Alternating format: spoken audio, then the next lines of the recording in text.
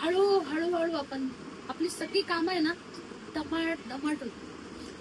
का होतं आपल्याला असं वाटतं की माझ्याकडून समोरच्या माणसाला त्रास नाही, पण समोरचा माणूस आपल्यापासून प्रसन्न नाही, चेहऱ्यावर कळतं ना की तो आत्मा माझ्यापासून प्रसन्न नाही. का बरं? तर आपण म्हणू की नाही ते आम्ही मोबदला देतोय तरी त्यांच्यावर प्रसन्न नाही. तशी गोष्ट नाही. जीव जाणला आपल्यावरून जग ओळख, जीव जाणला पाहिजे की जसं मी परमेश्वराचा आत्मा, तो सुद्धा परमेश्वराचा आत्मा आहे.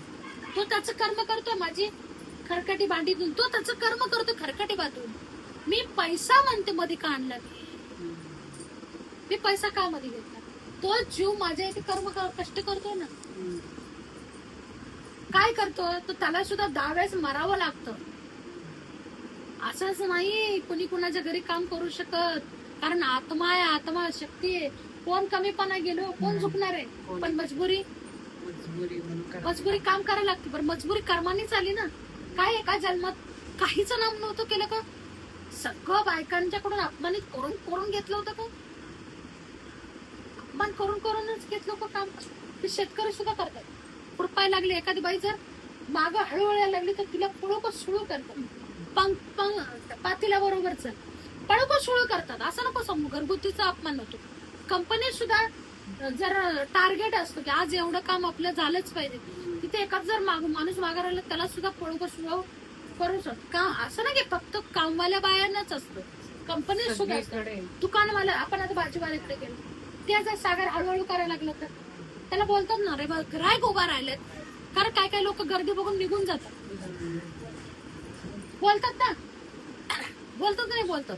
आता आपल्याला सासू नाही म्हणून, नाही तर सासू पण बोलली नसती की बाया किती हळूहळू काम करतात. म्हणजे एक समजून घ्या की तिथं गर्दी आली तर लोक काय म्हणतात, नको येतले गर्दी पुढच्या दुकानात.